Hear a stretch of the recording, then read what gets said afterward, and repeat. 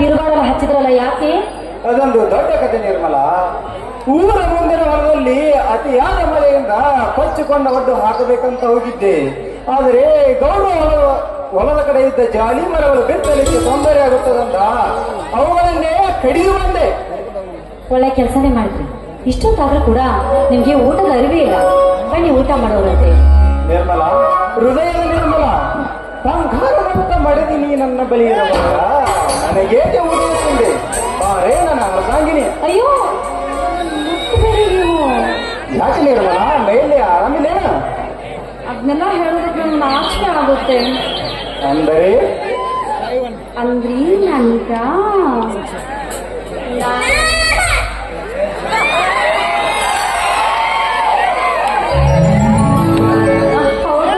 ನಾನೀಗ 3 ತಿಂಗಳ ಗರ್ಭಿಣಿ. ಹೌದಾ? ನಿರ್ಮಲ ನಿರ್ಮಲ, ಮದುವೆ 10 ವರ್ಷಗಳ ನಂತರ ನಾನು ತಂದೆಯಾಗುತ್ತಾ ಇದ್ದೆ. ನನ್ನ ಸಂತೋಷಕ್ಕೆ ಪಾರವೇ. ನಿರ್ಮಲ, ನನ್ನ ಸತಿ ಸದ್ಗುಣವತಿ, ನನ್ನ ವಂಶದ ಜ್ಯೋತಿ ಬೆಳಗಿಸುವ ಬೆಳದಿಂಗಳ ಬಾಲಿ ನೀನು. ಬಾ ನಿರ್ಮಲ, ಈ ಸುಂದರ ಸಮಯದಲ್ಲಿ ಒಂದು ಇಂಪಾದ ಗೀತೆಯನ್ನು ಹಾಡು.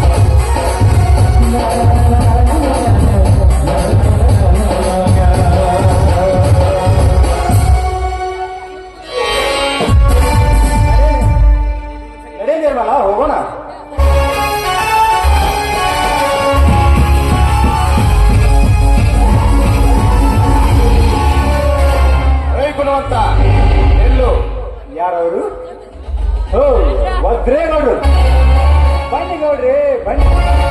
ಇದೇಪ ದರ್ಬಾರ್ ಸಮೇತ ಬಂದಿದ್ದಾರಲ್ಲ, ಏನು ಸಮಾಚಾರ? ಬನ್ನಿ ಕುಳಿತುಕೊಳ್ಳಿ. ಕುಳಿತು ನಿನ್ನ ಜೊತೆ ಸಂಬಂಧ ಬೆಳೆಸಲು ಬಂದಿಲ್ಲ ಗುಣವಂತ.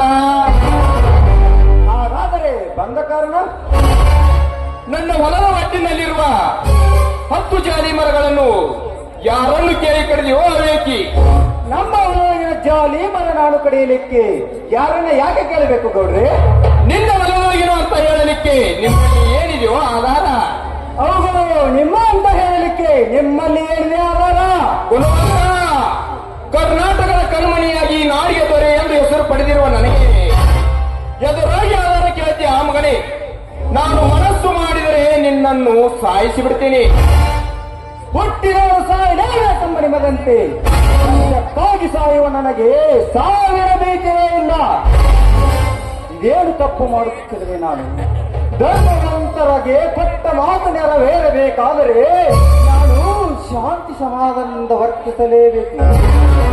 ಗೌಡ್ರೆ, ನನ್ನದು ಯಾವುದೂ ತಪ್ಪು ಇಲ್ಲಂದ ಮೇಲೆ ಈ ಕರ್ನಾಟಕ ಕಣ್ಮಣಿಯಾದರೇನು, ಈ ಊರನ್ನಾಳುವ ದೊರೆಯಾದರೇನು? ಲೇವಡವ, ದೀಪ ಆರುವ ಮುನ್ನ ಪ್ರಕಾಶ ಬೀರಿ ಆರಿದಂತೆ ಸಾಯಲು ಸಿದ್ಧನಾದ ನೀನು ಸಿಕ್ಕಂತೆ ಚೀರಾಡಬೇಡ ನನ್ನ ಮುಂದೆ. ಇಡೀ ಸರ್ಕಾರವೇ ನನಗೆ ಸಲಾಂ ಹೊಡೆದು ಬಗ್ಗೆ ನಡೆಯುತ್ತಿರುವಾಗ ನರಕುರಿಯಾದ ನೀನು ನನಗೆ ಎದುರಾಡ್ತೀಯ? ಬೆಂಕಿ ಅಪ್ಪನೇ ಆಗಲಿ ಗೌಡ್ರೆ, ಸಾಯಲು ಸಿದ್ಧನಾದ ಈ ಕುರಿಗೆ ತೋರಿಸೋ ನಿನ್ನ ಕತ್ತಿಯ ಕರಾಮತ್ತನ್ನು. ಇಂಥ ನರಕರಿಗೆ ಈ ಕತ್ತಿ ಹಾಕ್ಬೇಕಲ್ರಿ? ಒಂದೇ ಏಟಿಗೆ ಸಾಯುವೆ ಇವನನ್ನು. ಬರ್ರಿ, ಮುಷ್ಟಿಯಿಂದಲೇ ಸಾಯಿಸಿಬಿಡ್ತೀನಿ. ಬೇಡಿದ್ದಾನೆ. ನನ್ನ ಪತಿ ಏನೋ ತಿಳಿಯದೆ ತಪ್ಪು ಮಾಡಿರಬಹುದು, ಆದ್ರೆ ದೊಡ್ಡವರಾದ ತಾವು ದೊಡ್ಡ ಮನಸ್ಸು ಮಾಡಿ ನನಗೆ ಪತಿ ಭಿಕ್ಷೆ ಕೊಡಿ, ನಿಮ್ಮ ಕೈ ಮುಗಿದು ಬೇಡಿಕೊಳ್ಳುತ್ತೇನೆ. ನಿತ್ಯ ಕಣ್ಣೀರನ್ನೇ ಕಡಲಾಗಿ ಹರಿಸುವ ಈ ಬೆಂಕಿ ಅಪ್ಪನಿಗೆ ಕರುಣೆ ಎನ್ನುವ ಶಬ್ದವೇ ಗೊತ್ತಿಲ್ಲ. ನಿತ್ಯ 10 ಜನರನ್ನು ಬರೀ ಮುಷ್ಟಿಯಿಂದಲೇ ಮುಗಿಸುವ ಈ ಬೆಂಕಿಗೆ ಬರೀ ಕಟುಕತನವೇ ಉಂಟು. ಲೇ ಲೇ ಲೇ ಲೇ ಲೇ ಬಲಗೈ ಬಂಟ, ನೀ ಹಿಂಗ ಮುಷ್ಟಿ ಮುಷ್ಟಿ ಅಂತೇಳಿ ಆದ್ರ ಮುಂದಿದ ಕಷ್ಟಕ್ಕೆ ಗುರಿ ಆಗೋದಂತೂ ಖಂಡಿತ. ನೇತಿಪ್ಪ, ಗುರುವೇಶ ಅಂಬೋಲಿಂಗ, ನಿನ್ನ ಯಾವ ಲಿಂಗದ ಮಧ್ಯವು ನನಗೆ ಬೇಕಾಗಿಲ್ಲ. ನನಗೆ ಬೇಕು ಇವನೆಲ್ಲ ವಂಶದ ರಕ್ತ. ಈತನ ರಕ್ತಕ್ಕಾಗಿ ಕಾತರಿಸಿ ಕುಳಿತಿರುವ ಈ ಗಂಡಿಗೆಗೆ ಇವನ ಗಂಡೆದೇ ಬೇಕು ಗುಣವಂತ.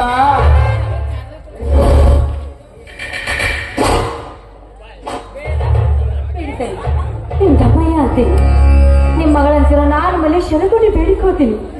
ದಯವಿಟ್ಟು ನನ್ನ ಗಂಡನ ಪ್ರಾಣ ಮಾತ್ರ ತೆಗಿಬಿಡಿ, ನಿಮ್ಮ ಕಾಲಿಗೆ ಬಿದ್ದು ಬೇಡಿಕೊಳ್ಳು. ಹಾಗಾದರೆ ನಿರ್ಮಲ, ಇವರು ಅಣ್ಣ ತಮ್ಮಂದಿರು ನನ್ನ ತಂಟಿಗೆ ಬರದ ಹಾಗೆ ನೀನು ನೋಡಿಕೊಳ್ತೀಯ? ನನ್ನ ಆತ್ಮ ಸಾಕ್ಷಿಯಾಗಿ ನೋಡಿಕೊಳ್ತೀನಿ. ಓಕೆ, ಎಸ್, ಬನ್ನಿ ಹೋಗೋಣ.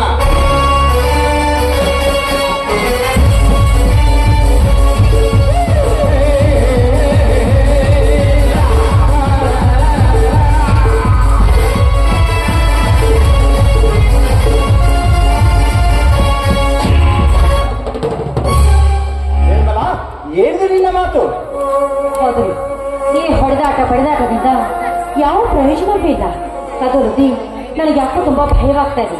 ಇಲ್ಲಿ ಬಿಡಿ, ಶ್ರೀರಾಮನಿಗೆ ಯಾವುದೇ ಇಂಟರ್ವ್ಯೂ ಅಂತ ಹೋಗಿದ್ದ. ಅಂದ ಹಾಗೆ ಹಣ ವ್ಯವಸ್ಥೆ ಏನ್ರಿ ಮಾಡ್ತೀರಾ? ಹೇಗಾದ್ರೂ ಮಾಡಿ ಹಣ ಕಳಿಸಲೇಬೇಕು ನಿರ್ಮಲ, ಕಳಿಸಲೇಬೇಕು. 4 ದಿನಗಳಿಂದ ಸಾಕಷ್ಟು ಪ್ರಯತ್ನ ಮಾಡ್ತಾ ಇದ್ದೀನಿ, ಆದರೂ ಸಾಧ್ಯವಾಗ್ತಾ ಇಲ್ಲ. ಸಾಧ್ಯ ಮಾಡ್ತೀನಿ ಅಂತ ಹೇಳುತ್ತಲೇ ದಿನ ಕಳೆದು ನನ್ನ ಇಂಟ್ರ್ಯೂ ತಪ್ಪಿ ಹಾಳಾಗಿ ಹೋಯಿತು.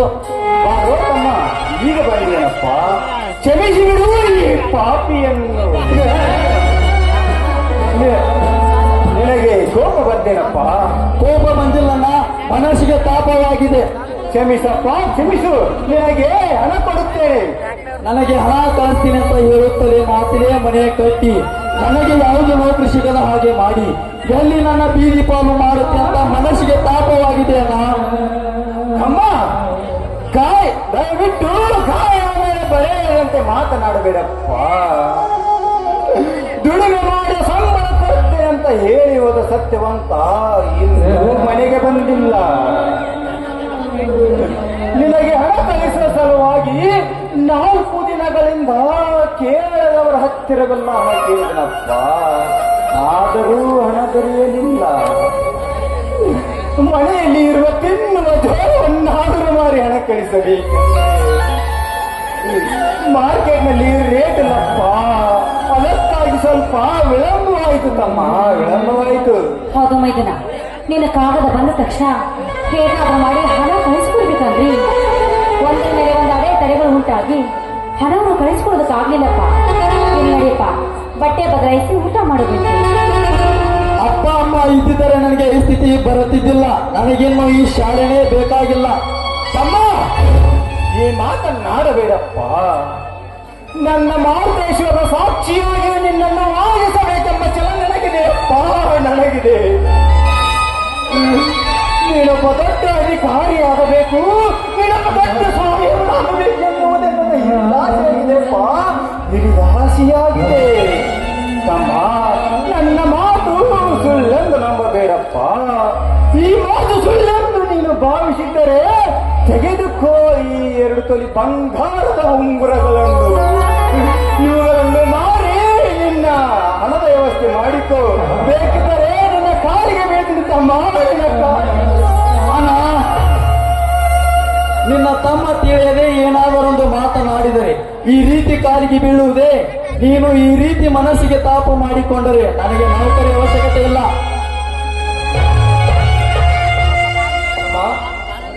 ಅವಶ್ಯಕತೆ ಇದೆ, ಅವಶ್ಯಕತೆ ಇದೆ.